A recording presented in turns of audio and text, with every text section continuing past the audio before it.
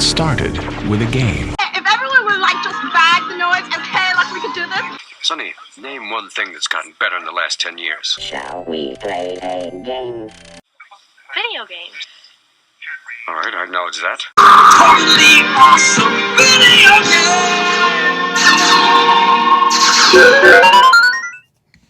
game! Hi. I was debating whether I would really add much content to this channel.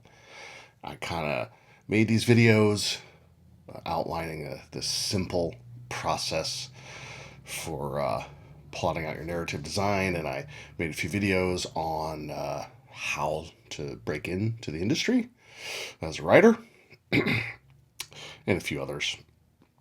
And I don't know how much more time I want to, can spend on the YouTube channel, or I also don't know how much more I have to say to people who are new to game writing and trying to break in. In other words, I can tell war stories from working on games, but how useful is that to someone who's just still trying to break in to work on their first game professionally? I don't know. But I figured, what the hey, I'll put a few rants and rambling videos on here, and if they're helpful, great. I had this one topic on my mind, and if you remember, if you've taken my course, in the video about walkthroughs especially, I talk about how the walkthrough is a great opportunity to identify places in your story, or even specific scenes in your game, where you can do some emotional storytelling, where people maybe grow, or you're just developing sort of the emotional story that's going on, with everything else. And I just remembered this, I remember the screenplay that myself and Matthew Enton co-wrote together after we were laid off from our first studio. And we had worked on a Leisure Suit Larry game, Leisure Suit Larry Magna Cum Laude.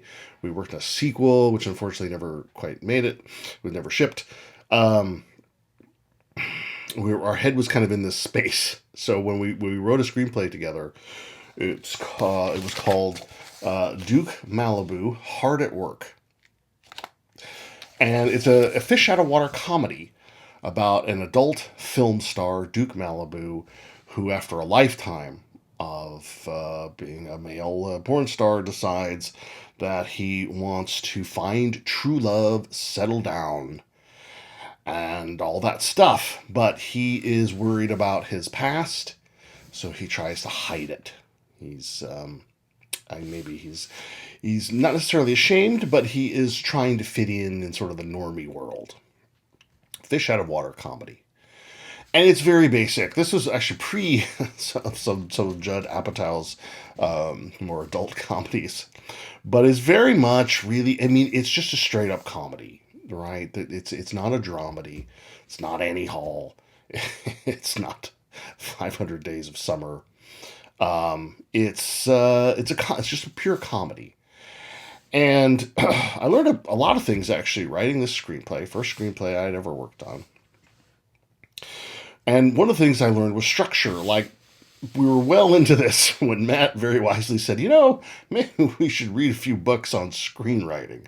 We've worked on one game, and then we started working on another game that never shipped. But, maybe we've never he had taken, I think at least he had taken some classes in college, I think, on writing. So we grabbed some of the most basic books. Yes, Save the Cat, okay, but I talked about Save the Cat earlier. I'm in defense of Save the Cat. Learning to crawl before you learn to walk and learn to run. And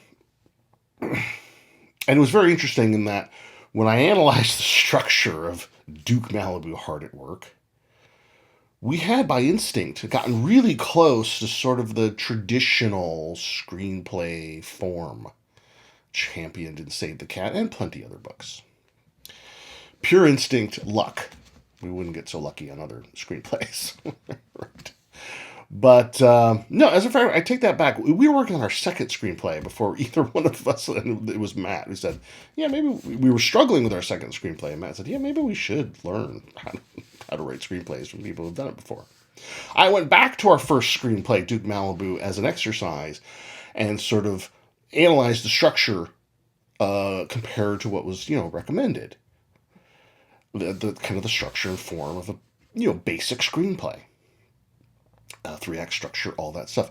And realized that with Duke Malibu, by instinct, we'd gotten very close. Luck.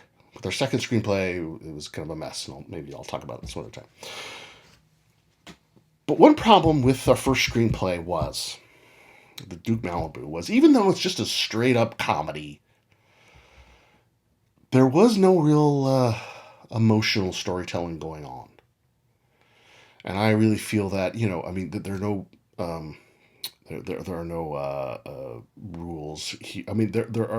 There are no hard and fast rules to this. But I think even every movie needs to have a little bit of sort of emotional storytelling to kind of get you to really feel for the characters and be vested.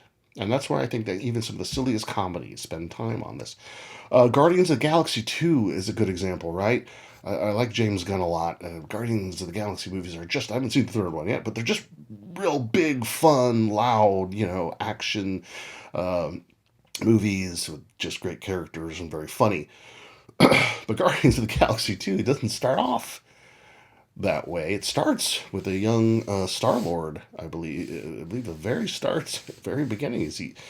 or maybe there's a cold open, but one of the first scenes of that movie, if not the first scene, is a young Star-Lord standing by his mother's deathbed, right? And that's because James Gunn understands that even in a big, loud, just fun movie, the emotional storytelling is hugely important. You gotta have some emotions in there somewhere. But let me...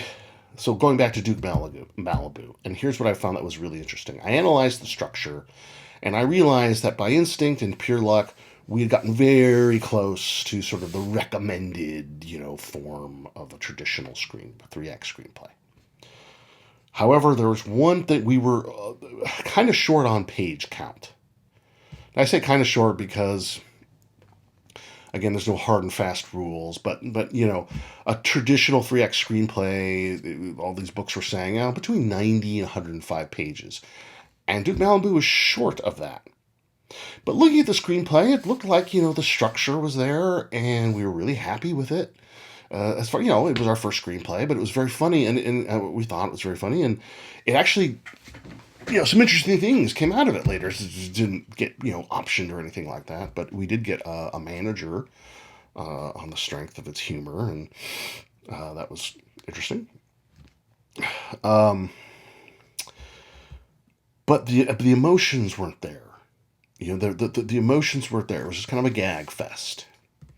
So I looking at this and analyzing the structure, and I said to Matt, I believe I said, look, I've identified several places here where I think Duke, we should show that he's experienced some growth.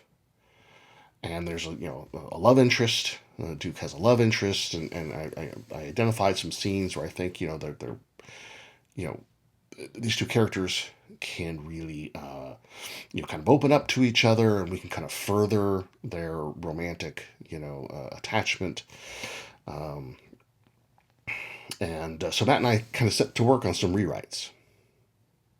And when we were done, I was pretty happy with it. I felt like, yes, okay, this is definitely just a straight up, ridiculous comedy. But we had, some genuine emotions in here. And then I looked at the page count, and the page count, in fact, I just printed it out just for fun, but it's 99 pages. It's 99 pages. It went from being like a little bit shy, it went from really having the structure it needed, and everything looked fine, and we were pretty happy with the humor, and it was short on page count. And when we added the emotional storytelling, We added some emotions to this story and these characters. Oh, the page count fell right sort of in the range where it's supposed to be.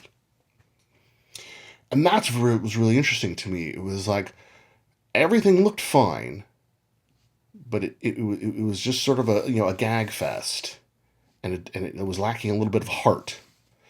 And when we added that heart, the structure stayed the same, but the page count fell in line with where it was kind of expected to be. The heart was missing, and we could quantify it. It wasn't just some broad stroke criticism.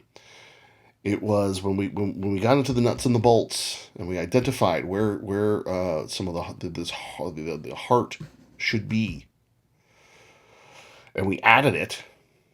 We added, I can't remember exactly, but it might have been 5 to 10 pages, which not coincidentally put it in a range of the expected range of a total page count. I just thought that was really interesting. It sort of drove home for me the importance of making sure and paying, and I think this is especially true for some people. Not every, I don't want to break it down too much, but by gender or anything else, but for me, I like cracking jokes and action, and I work in video games, and I've worked on a lot of games, and I've worked on a lot of casual games where we do a lot of emotional storytelling, but it was just a really good reminder for me. You can't forget this stuff, and that's why I say in that video where I talk about the walkthrough for your game, you always want to be thinking about it, but it's the walkthrough for your game where you're really identifying exactly where, when, and how what your scenes are about. And that's when you really want to think, like, okay, how are we showing emotional growth? How are we advancing, maybe a love story, between, how are we advancing the connections between people, for better or for worse? And how are we showing that? Because if they're missing, you probably have a poorer story for it. And it is something that you can really look at and analyze and even quantify. Maybe it's 10% of your story. Who the hell knows? Yeah, it's but anyway, that's a true story. That's an anecdote. I used to have this teacher when I was in college, and I took like a business class. It was about international shipping. And the guy would have his lecture notes that were more or less kind of like straight from the book.